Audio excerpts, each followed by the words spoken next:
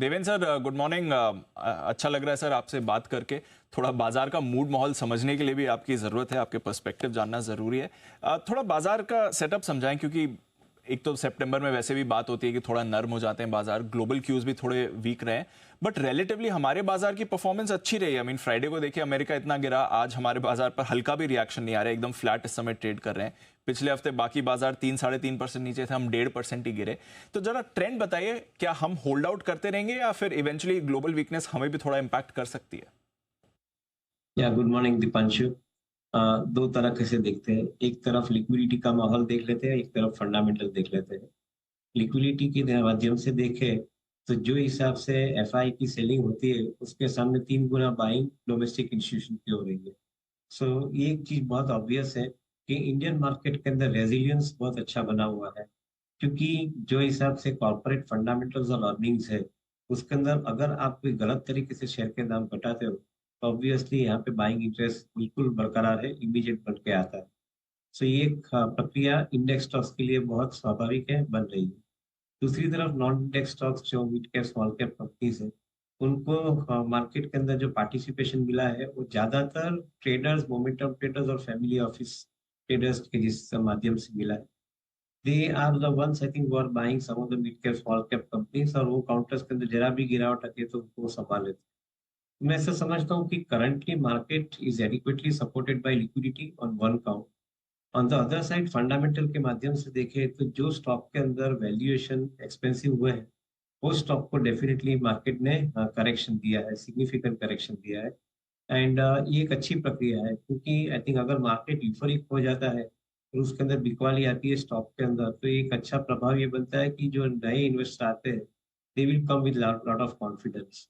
मेरा ऐसा मानना है कि दोनों तरफ से देखें तो fundamental definitely remains very very strong and attractive proposition, and इसके अंदर एक क्षमता है कि नए इन्वेस्टर को मार्केट के अंदर लाए। तो I think definitely we remain confident about some of the companies and within them I think some of the high earning growth potentials, उसके माध्यम से हम काफी कॉन्फिडेंट है। सिलेक्टिव कंपनीज के अंदर maybe I think general market के अंदर थोड़ा बहुत करेक्शन स्टॉक्स पे फिर आ सकता है, but otherwise selective companies will remain strong in the market. Hmm. एक जो बाय ऑन डिप्स का अभी तक मोमेंटम बना हुआ है, जो हमें इस न्यू हाई तक भी लेकर आए हैं, क्या वो भी अभी मेंटेन दिख रहा है सर, या फिर थोड़ा यहां से बाजार करेक्शन कंसोलिडेशन दिखा सकता है? आपने कहा स्टॉक स्पेसिफिक रहना बेटर रहेगा, बट फिर भी ओवरऑल व्यू से क्या अप्रोच होगी? ओवरऑल व्यू से भी स्टॉक स्पेसिफिक के ऊपर ही फोकस करना पड़ेगा। अगर देखें निफ्टी 50 कंपनीज के अंदर ध्यान देते हैं तो निफ्टी 50 कंपनीज के अंदर जो फाइनेंशियली स्ट्रॉन्ग कंपनीज है जिनके वैल्यूएशन एक्सपेंसिव नहीं है, से फॉर एग्जांपल बीएफएसआई सेगमेंट, उसके अंदर I think immediate buying interest बन जाता है मार्केट के अंदर, एंड वो मार्केट के this stocks I think gets absolutely bought in every dip every correction. Similarly जो कंपनियां अभी तक निगलेक्ट हो रही थी, पर्टिकुलरली आईटी कंपनीज, उनके अंदर भी स्वाभाविक रूप से एक थोड़ा बहुत बाइंग इंटरेस्ट बना है because of the long term prospect mean very very clear. Manufacturing क्षेत्र के साथ में जो कंपनियां जुड़ी है कैपिटल गुड्स के माध्यम से, मैं ऐसा समझता हूँ कि उनके अंदर भी सिलेक्टिव बाइंग इंटरेस्ट बरकरार है। एंड कोई भी करेक्शन मार्केट में आता है तो बाइंग अपॉर्चुनिटी उसके अंदर इमीडिएटली मिल जाती है। मैं I think I would remain very comfortable with individual stock specific approach. जहाँ पे वैल्यूएशन एक्सपेंसिव होते हैं वहां पे हम इन्वेस्टर को डेफिनेटली थोड़े बहुत प्रॉफिट बुक करवा लेते हैं, और जो कंपनीज के अंदर वैल्यूएशन एट्रैक्टिव बनते हैं including new IPO listing companies के अंदर, वहां पे हम बाइंग करने की एक अपॉर्चुनिटी इन्वेस्टर को दिखा देते ऑल राइट। सर, आप क्या चेंजेस कर रहे हैं? आपको क्या पसंद आ रहा है इस बाजार में? हैं। सिलेक्टिव कंपनीज के अंदर देखें तो I think the likes of Bajaj finance, Bajaj Finserv, also because of the fact कि बजाज हाउसिंग फाइनेंस का जो पब्लिक इश्यू आ रहा है तो उसके माध्यम से भी उनकी बैलेंस शीट के अंदर उनका रिफ्लेक्शन आना संभावित है। तो obviously I think this company looks similarly. I think some of the corporate banking stocks they are looking good. Market ने एक नेगेटिव नैरेटिव बनाया है, हम उसको नेगेटिव नहीं गिनते हैं। डिपॉजिट नहीं मिलनी है, मार्केट ने नेगेटिव नैरेटिव बनाया, हम नहीं मानते हैं। हम मानते हैं जो स्ट्रॉन्गर बैंक है उसके पास डिपॉजिट जुड़ने की क्षमता ज्यादा है, तो those banks are looking reasonably good attractive for us.